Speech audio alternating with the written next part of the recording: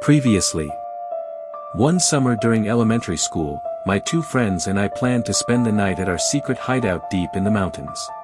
But that night, we followed a suspicious middle-aged woman into the woods, and witnessed what looked like a terrifying curse ritual. She realized we had been watching and chased us. Days later, she somehow learned our names, where we lived, and even came to our homes. The nightmare only ended when she was caught by the police before she could harm us. We thought it was finally over. We were wrong.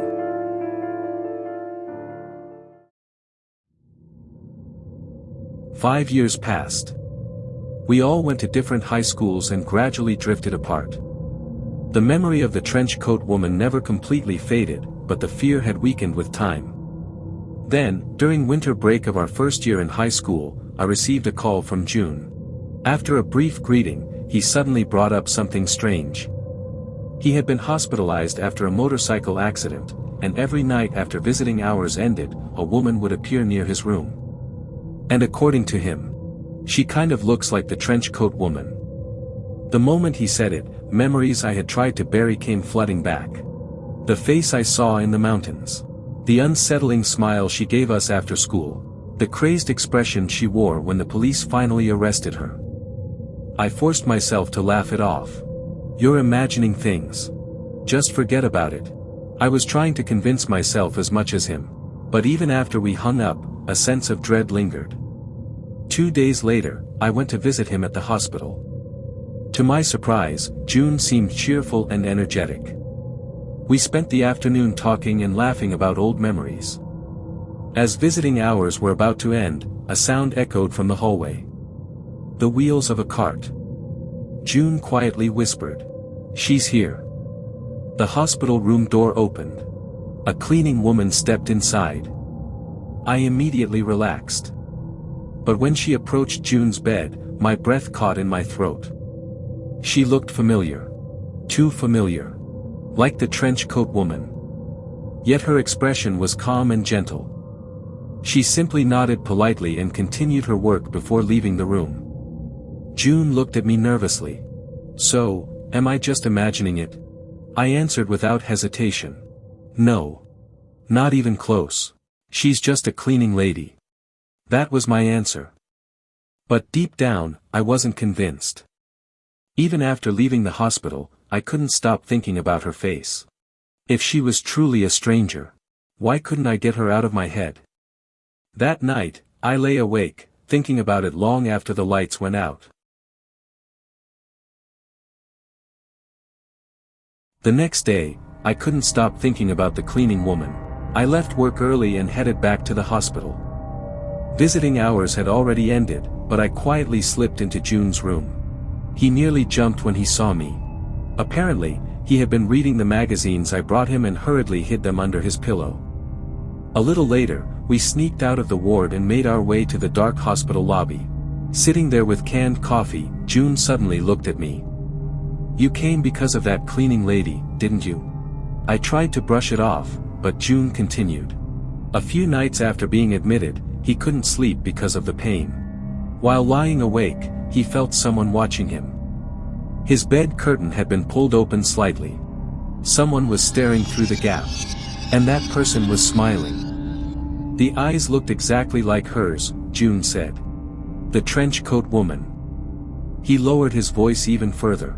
"Every time that cleaning lady comes by, I catch her staring at me. She's always got that same creepy half-smile." At that moment, a suspicion I'd been fighting finally became certainty. The cleaning woman and the trench coat woman were the same person. The fear I thought I'd left behind came rushing back. Then a nurse caught us. We were scolded and June was sent back to his room. I decided to leave. But as I walked through the dark hallway toward the exit, I saw someone standing near the entrance. The cleaning woman. No. The trench coat woman. The woman was rummaging through a large bag, seemingly sorting its contents into another one.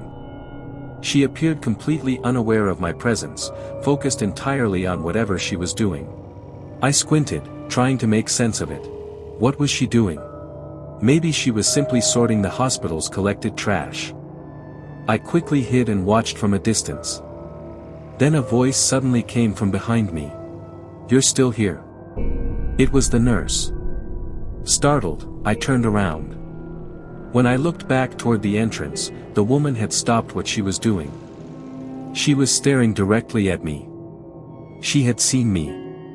My heart immediately began pounding. Should I run? Should I call for help?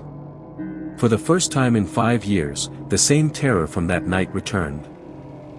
The woman had clearly noticed me, yet she simply continued sorting trash as if nothing had happened. It wasn't the reaction I expected. She didn't attack. She didn't stare. For a moment, I wondered if she was someone else. Gathering my courage, I walked closer.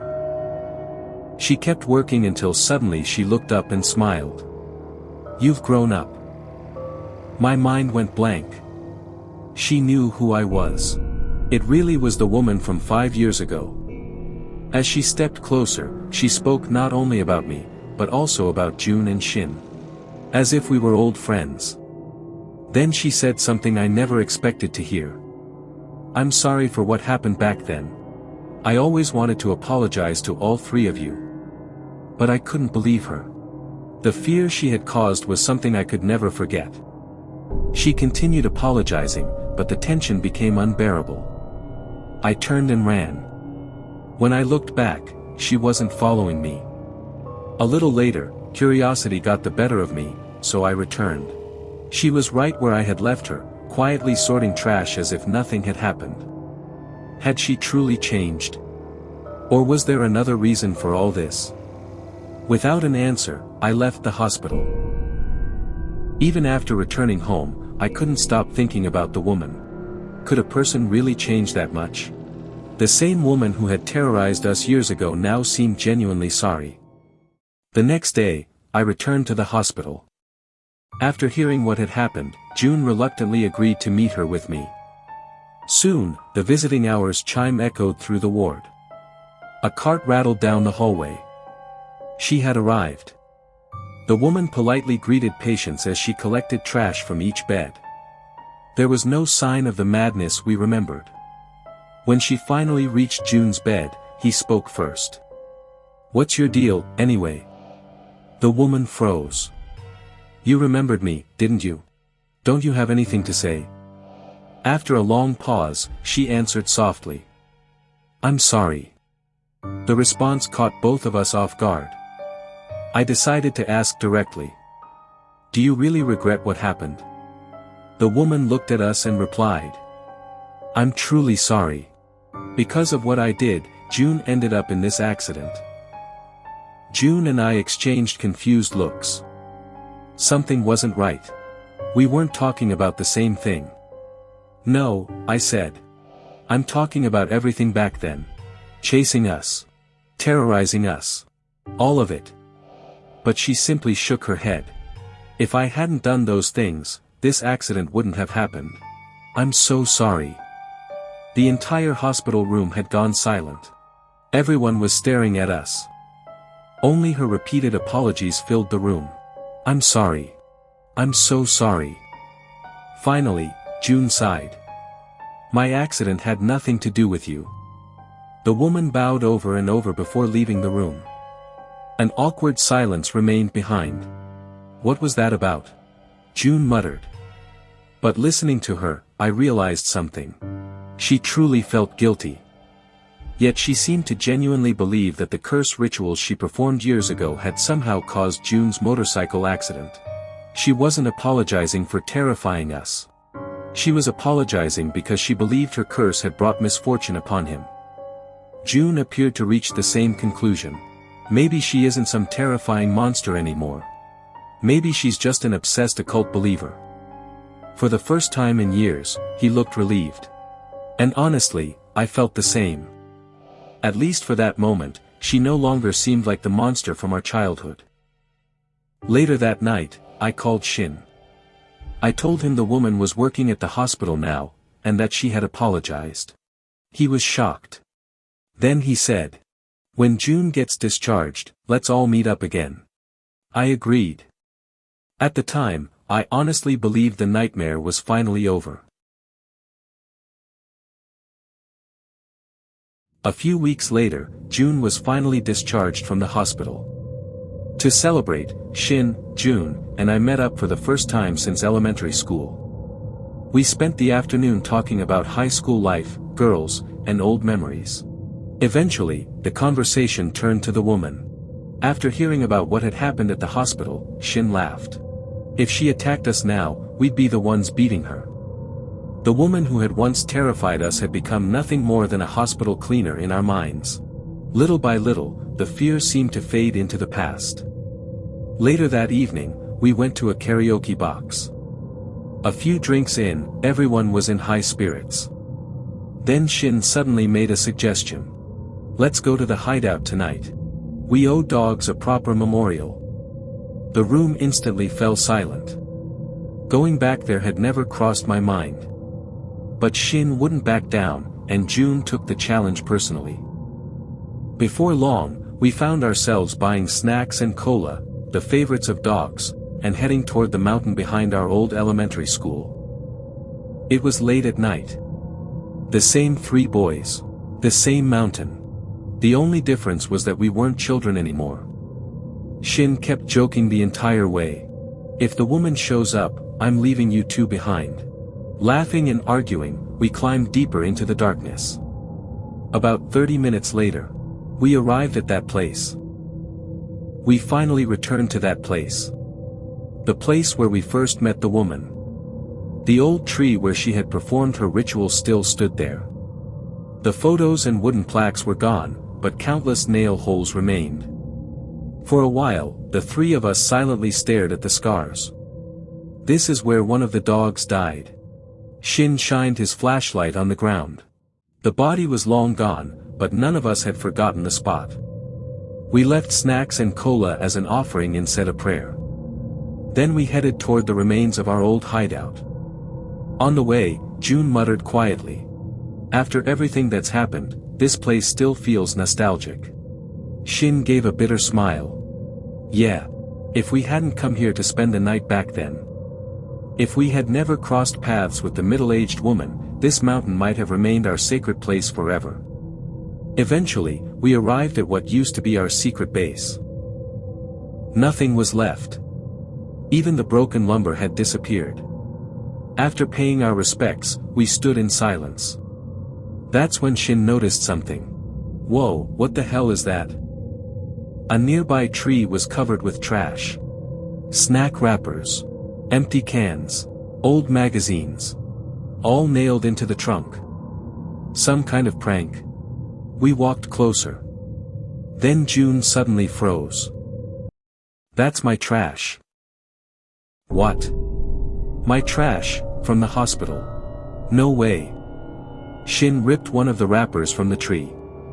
June collapsed backward. The moment Shin turned it over, his face changed. What the? Written on the back in black marker were 2 words. Curse June. A chill ran through me. I tore down another wrapper. Curse June. Another. Curse June. Another. Curse June. Every single piece of trash carried the same message. The wrappers on the tree. The garbage scattered around it. All of it. At that moment, everything finally made sense. The woman hadn't been sorting garbage at the hospital. She had been separating June's garbage. Collecting it. Saving it. The apology. The smile. The tears. Everything had been a lie. She had never changed. Not even a little. She had hated us all this time. A wave of cold fear rushed through my body. We shouldn't be here. June. Get up.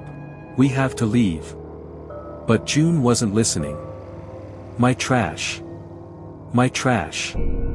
He kept repeating the words like a broken record. His eyes were empty. Panic had completely consumed him. Shin and I grabbed him and ran. We carried him down the mountain as fast as we could. 8 years have passed since then. None of us have returned to that mountain. And none of us have seen the woman again. I don't know if she still hates us. I don't know if she's still watching us from somewhere. Maybe we'll never know. But one thing is certain. The three of us are still alive. Except June has never walked again.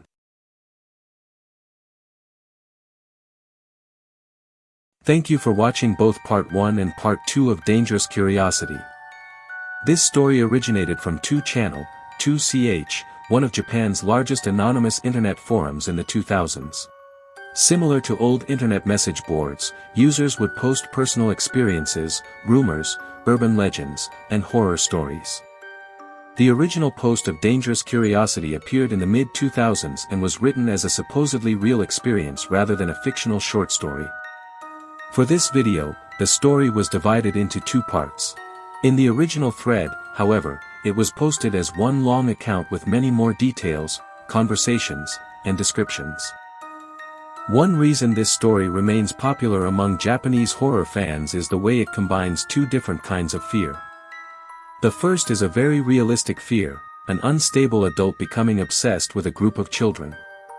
The second is the fear of the supernatural, the possibility that a curse might actually work. Many readers outside Japan may not immediately recognize the ritual described in the story. The woman repeatedly visits the same location and performs a ritual involving a photograph, nails, and a tree.